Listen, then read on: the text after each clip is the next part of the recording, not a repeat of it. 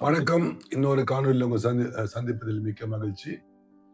Journey with யோகிக்கு master இந்த தலைப்புல இன்னொரு எபிசோட் நம்ம பார்ப்போம். தமிழகத்திலிருந்து வருகை புரிந்திருக்கின்ற யோகியார் தாசன் கிருஷ்ணாஜி அவர்களுக்கு வணக்கம். வணக்கம் வணக்கம். எப்படி இருக்கீங்க? நல்லா இருக்கேன். உங்களுடைய பார்வையில ஒரு மருத்துவனா இருக்கீங்க.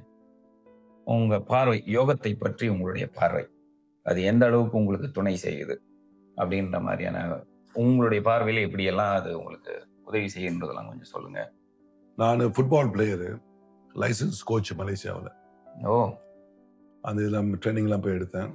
ஹாக்கி பிளேயர் நான். அதுக்கப்புறம் வந்து இந்த MSSPKன்னு சொல்லுவாங்க. அப்படின்னா வந்து நாங்கள் எங்களுடைய மாநிலத்தில் வந்து ஓட்டக்காரவங்க, நாங்கள் ஓடுறவங்க ஸ்போர்ட்ஸில் இப்படிலாம் இருந்துச்சு. அதுக்கப்புறம் கராத்தே வளர்க்க போனேன். வச்சா ஒருத்தன் ஒரு அடி அவங்க சொல்லிட்டாங்க, நீ இந்த மாதிரி டிசிப்ளின் நம்ம ஸ்ட்ரீட் ஃபைட்டு அந்த மாதிரி இருந்துச்சு. அப்புறம் குங்ஃபு பழக போனேன். இதெல்லாம் ஈர்ப்பு இல்லை. திரு மாதவன் அவர் வந்து இந்த மாதிரி யோகாசனம் சொன்னா அதிகமான ஈர்ப்பு. வந்தவன யோகா புக்கெல்லாம் கிரீன் பெல்ட் மட்டும் வந்தவன். நீங்க டெக்வாண்டோ ஒரே மாதிரிதான் ஜெர்னி. இப்போ இந்த யோகத்துறையில உள்ள பிராணாயாமம், தியானம், மந்திரம் இதெல்லாம் கேட்க கேட்க இதெல்லாம் படிச்சே ஆகணுன்ற வந்து ஒரு இது வந்துருச்சு. இதை எப்படின்னு கேட்டீங்கன்னா, ஏற்கனவே நம்மளுடைய DNA கோட்டை இதெல்லாம் பதிவு பண்ணி வந்திருக்கு போன ஜென்மத்துல இருந்து. இந்த ஜென்மத்துல அந்த ஒரு காலகட்டம், அந்த ஒரு காலச்சக்கரம் நிகழும் போது, ஜாதகத்தோட தசா புத்திய வரும் பொழுது அதெல்லாம் வெளிப்படைஞ்ச உடனே ஆள் மனசுல இருந்த அந்த உந்துதல் வெளியே வந்து இதெல்லாம் படிக்க வருது. நம்ம கிரியா யோகத்துல நீங்க பதஞ்சலி யோகத்துல வந்து 8 விதமா பிரிச்சிருப்பாங்க. பஞ்சாங்க யோகம் வந்து அகத்தியருடையது, அதுல 5ஆ பிரிச்சிருப்பாங்க. அதை தான் நம்ம பாபாஜி இந்த கலியுகத்துக்கு சுருக்கி அழகா கொடுத்திருக்காரு. ஸ்தூல உடலுக்கு ஒரு யோகம் இருக்கு, அது ஆசனம். பிராண உடலுக்கு பிராணாயாமம், தியான உடலுக்கு மனோ உடலுக்கு தியானம், அதுக்கப்புறம் புத்தி என்று சொல்ல விஞ்ஞானமய கோஷத்துக்கு வந்து மந்திரம், ஆன்மாவுக்கு நம்ம வந்து பக்தி யோகம். இதெல்லாம் படிக்கணுன்ற ஒரு ஆசை உந்துதல் தானே வந்துருச்சு. யாரும் சொல்லி கொடுக்கல. எங்க எஸ்டேட்ல பாத்தீங்கன்னா யோகத்துறையில பெரிய ஆள் யாருமே கிடையாது. அவர் மாதன் வந்து சொல்லி கொடுத்தாரு. நான் அதுக்கப்புறம் போன உடனே அந்த ஒரு இயற்கையோட விதியை பாருங்க. இவர் மூலியமா அங்க போகணும், அது மாதிரி வரணும், யோகத்தை படிக்கணும். அப்ப நாங்க எஸ்டேட்ல இருந்து நம்ம டவுனுக்கு போய் இருக்கிற ஊர் வச்சாமுக்கு போறதுக்குள்ள கிட்டத்தட்ட 300 புக் வாங்கி வச்சிட்டேன் வீட்டுல. ஒரு நாள்ல ஒரு புக்கை படிச்சு முடிச்சிடுவேன். படிச்சேன்னா அப்படியே உள்ள ஏறி போயிடும். அந்த ஒரு ஞாபக சக்தி அபாரமா நிற்குது. இந்த ஞாபக சக்திக்கு நான் நிறைய வல்லார சாப்பிட்ருக்கேன். வல்லாரிய அதிகமா சாப்பிட்ருக்கேன். இன்னும் ஒண்ணு, இந்த ஞாபக சக்தி மிக முக்கியமானது சர்வாங்காசனம் என்று சொல்லக்கூடிய ஷோல்டர் போஸ்ட் இருக்கு பாருங்க. Shoulder integral post. அதிகமான வந்து ரத்த ஓட்டம் மூளைக்கு போகும்போது அதிகமான பிராணவாயுவும் போகுது. அதிகமான பிராணவாயு நம்ம உடம்புல இருக்குன்னா நிறைய பிராணாயாமம் செஞ்சு பிராணவாயு அதிகமா நிற்கும். இதனாலதான் யோகிங்க வந்து நீண்ட கால வாழ ஆரம்பிச்சாங்க.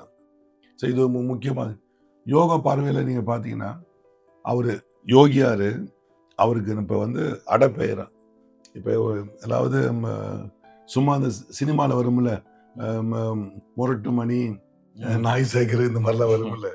ஆனா யோகி ராமையா பாருங்க, அவருக்கு பேருக்கு முன்னாடி யோகி ராமையான்னு வச்சுக்கிட்டார். அந்த பட்டம் எப்படி வந்ததுன்னு தெரியாது, நீங்க சொல்லுங்க.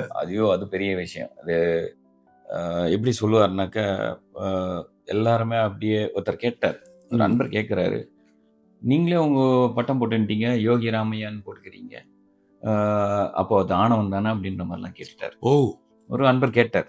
அது ஆதி காலத்துல, அதாவது 80கள் ஆரம்பத்துல, 85 எனக்கு நினைவு தெரிஞ்சு.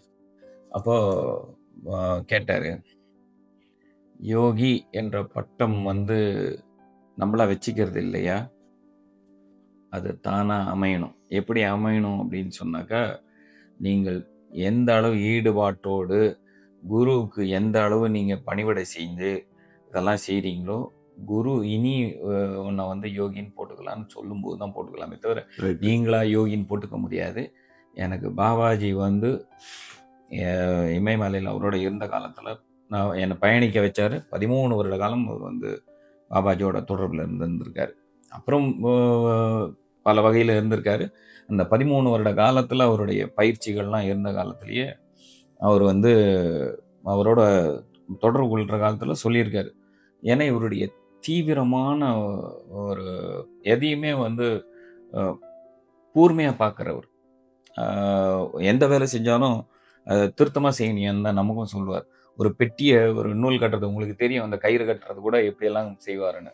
அப்படி கட்டப்படாது, இப்படி ஆமா. போடுங்கய்யா, இப்படி முடிச்ச போடுங்க. அப்படிதான். ஏன்னா அவரு அந்த எல்லாம் முறையா செய்றவர். இந்த முறையா செய்யறதுன்ற ஒரு காரணத்தினால அவருக்கு வந்து ரொம்ப எளிதாவே எல்லாமே அவருடைய கவனமெல்லாம் ரொம்ப சீக்கிரமா கூடி வந்துருச்சு அவருக்கு. அப்போ ஒரு நிலையில இதுக்கு இன்னொரு காரணமும் இருக்கு. இவரு நோய்வாய்ப்பட்டு கிடக்கிற காலத்துல, அதாவது போன் டிபில அவர் வந்து சாக கிடக்கிற ஆரம்ப கட்டத்துல ஆரம்ப கட்டம் பாபாஜி பார்க்கறதுக்கு முன்னாடி. அதுக்கு முன்னாடி இவர் வந்து இயல்பாவே இவர் சொல்லுவாரு, எனக்கு எங்க அம்மா தான் காரணமா இருந்தாங்க. எனக்கு அந்த பக்தின்றத ஊட்டியிருந்த அம்மா தான் அப்படின்னு சொல்லுவார். தெய்வான சொல்லாட்சி ஆட்சியா, சொல்லாட்சி ஆட்சி ஆச்சு. அதனால இவரு வந்து இயல்பாவே பல சித்த புருஷர்கள்லாம் சந்திச்சிருக்காரு. பல பேர் செல்லசுவாமி சந்திச்சிருக்காரு. செல்லசுவாமி வந்து பார்த்திருக்காரு. அவரு அங்கேயே கர்நாடகா தாண்டியே இருந்தவர். செல்லசுவாமியோட ஃபேவரட் வார்த்தை என்ன? உங்களுக்கு தான் தெரியுமே, சொல்லுங்க. ஒண்ணு ஒண்ணு ஒண்ணு எல்லாமே துப்பு, அப்படிதான். துப்பு, துப்பு. ஒண்ணே ஒண்ணு தான். இந்த செல்லசாமி போல பல யோகிகளை சந்திச்சிருக்காரு. மௌனசாமி மௌனசாமி கிட்ட இவர் வந்து ஒரு கேள்வி கேட்குறாரு. அதை எப்படி நம்ம வந்து பகிரங்கமாக பேச முடியுமான்னு தெரியல. ஏன்னா யோகியா நமக்கு கொடுத்த அறிவு அப்படின்றதுனால அதில் வந்து மௌனசாமி கிட்ட அந்த மந்திரம் ஜபித்தலை பற்றி கேட்குறாரு. அவர்கிட்ட நான் அதே விஷயத்த வாங்கிக்கிறாரு. அப்புறம் ஓம்கார சுவாமிகள், அப்புறம் சத்ய சாய்பாபா சந்திச்சிருக்காரு.